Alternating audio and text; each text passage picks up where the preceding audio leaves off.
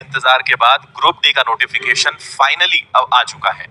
क्या क्या जानकारियां हैं, क्या बदलाव है, कितनी वैकेंसीज हैं, कितने की उम्मीद थी, सब चीजों पे बात करते हैं। और योग्यता, क्योंकि 10वीं पास वाले विद्यार्थियों को हालांकि पहले कंफर्मेशन आ गया था लेकिन ऑफिशियल बहुत सारी चीजें नहीं आई थी, तो आज सब चीजें ऑफिशियल आ चुकी है। तो आइए समझते हैं कि आपके लिए क्या क्या चीजें जानने की है।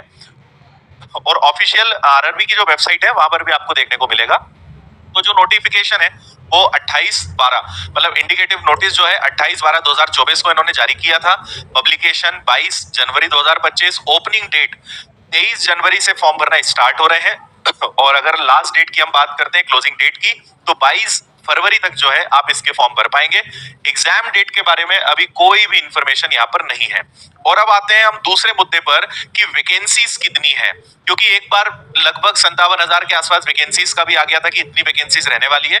लेकिन यहाँ नोटिफिकेशन में उन्होंने बता दिया है, इनिशियल पे यहाँ लिखा हुआ है 18 से 36 साल उम्र है और 32,438 वैकेंसीज है। लेकिन मैं आपको एक बात बता दूं कि आने वाले समय में आप कहीं ना कहीं निश्चित रूप से देखेंगे कि वैकेंसीज की संख्या भी बढ़ेगी, क्योंकि पुराने नोटिफिकेशन में भी हुआ है। तो अभी निराश नहीं होना है, वैकेंसीज बढ़ने की बहुत ज्यादा संभावना है। और बढ़कर आगे कितनी होगी एग्जैक्ट कहना मुश्किल है, लेकिन वैकेंसीज बढ़ेंगी। 32,000 वैकेंसीज इस वैकेंसी के हिसाब से काफी कम है। फिर हम आगे चलते हैं, काम की चीजों को जल्दी से समझते हैं क्या क्या चीजें हैं। प्रोसेस में आपको पूरी बताऊंगा। सबसे इंपॉर्टेंट जो बहुत सारे बच्चे जानना चाह रहे थे कि टोटल जो है क्वालिफिकेशन क्या रहेगी, तो 10वीं पास बच्चे यहाँ पे अब निश्चिंत रह सकते हैं। अगर आईटीआई नहीं भी है तो भी आप केवल 10वीं आपने पास किया है या सिर्फ आपके पास आईटीआई है या इसके इक्विवेलेंट कोई भी अगर क्वालिफिकेशन है तो आप फॉर्म भर सकते हैं। तो कोई आईटीआई की यहाँ पे अब कंपलसरी नहीं है, सिर्फ 10वीं पास अगर आप हैं तो इसका फॉर्म आप भर पाएंगे। ठीक है, क्वालिफिकेशन मैंने बता दी है, 22 फरवरी 2025 तक आपका क्वालिफिकेशन कंप्लीट हो जाना चाहिए। एज इन जनरल 18 से 33 रहती है, लेकिन 18 से 36 की गई है। कैटेगरी वाइज रिलैक्सेशन और अलग है। कोविड के कारण यहाँ पे 3 साल का एक्स्ट्रा रिलैक्सेशन मिला है।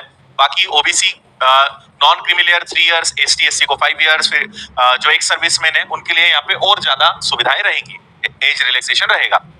ठीक है, ये सब चीजें हमने यहाँ पे समझ ली है कि किसकी क्या तारीख तक यहाँ पे रहने वाला है। अब देखो रिक्रूटमेंट प्रोसेस क्या होता है, तो सबसे पहले आपका एक कंप्यूटर बेस्ड टेस्ट होगा, उसके बाद आपका फिजिकल टेस्ट होगा, उसके बाद डॉक्यूमेंट वेरिफिकेशन और मेडिकल एग्जामिनेशन। इनमें क्या क्या होना है उन सब की जानकारी मैं आपको अभी दे रहा हूँ। कंप्यूटर बेस्ड जो टेस्ट है इसमें साइंस के 25 सवाल, मिनट्स का आपका पेपर रहने वाला है और 1/3 की नेगेटिव मार्किंग आपकी रहेगी। तो 100 क्वेश्चन है, 90 मिनट का समय है और रेलवे के हर एग्जाम में 1/3 नेगेटिव मार्किंग होती है। तो कुल मिला के वही 4 विषय आपको पढ़ने हैं, मैथ्स, रीजनिंग, जीएस और साइंस। टोटल 100 क्वेश्चंस आपको इनके देखने को हम आपको बता देते हैं, लेकिन सिलेबस पे अलग से भी हम वीडियो जारी कर देंगे। इन्होंने जो दिया है, मैथ्स मतलब सब कुछ आएगा, अरिथमेटिक एडवांस पूरा आएगा, रीजनिंग कंप्लीट है, साइंस में फिजिक्स, केमिस्ट्री, बायो आपको पूरा पढ़ना है, जनरल अवेयरनेस में history, geography, polity, economics, current affair, statistics GK सब कुछ आपको पढ़ना है। तो ये इन्होंने बहुत शॉर्ट में दिया है। मैं एक अलग से वीडियो लेकर आऊंगा जिसमें आपको टॉपिक वाइज पूरा बताऊंगा कि किस सब्जेक्ट में क्या टॉपिक्स पढ़ने हैं और किन टॉपिक से लास्ट ईयर क्वेश्चंस ज्यादा आए थे, कौन से महत्वपूर्ण है। बहुत अच्छा एनालिसिस हम हर एग्जाम का देते हैं, इसके लिए भी लेकर आएंगे, तो वो वीडियो आप जरूर देखिएगा। इसमें यही बहुत इंपॉर्टेंट है क्योंकि पोस्ट के हिसाब से आपको मेडिकल स्टैंडर्ड पे ध्यान देना होता है। A2 होता है, A3 होता है। मेडिकल को अभी समझाना थोड़ा सा ज्यादा टाइम टेकिंग है, क्योंकि इस पर मैं अलग से वीडियो बना चुका हूं कि A2, B2, C1, C2 क्या होते हैं। उसकी लिंक डिस्क्रिप्शन में लगवा देंगे, आप उस वीडियो को देख लेना, ये सब बताया हुआ है। लेकिन आप कोई भी अभी एक चार्ट में आपको दिखाऊंगा कि किस पोस्ट के लिए कौन सा मेडिकल स्टैंडर्ड होना चाहिए, उसकी एक क्राइटेरिया यहाँ पर है कि कौन चश्मा पहन सकता है, अगर चश्मा लगा है तो कहां तक अलाउ है नंबर, ये सब यहाँ पे पूरे इसके रूल्स होते हैं। ठीक है, अब हम बात करते हैं कि जब आपका पहला कंप्यूटर बेस्ड टेस्ट हो जाएगा, उसके बाद आपका जो फिजिकल टेस्ट रहेगा, तो अगर लड़कों की बात करते हैं तो 2 कंडीशंस होती है। 35 किलो का वजन 100 मीटर तक आपको लेकर चलना है 2 मिनट के अंदर।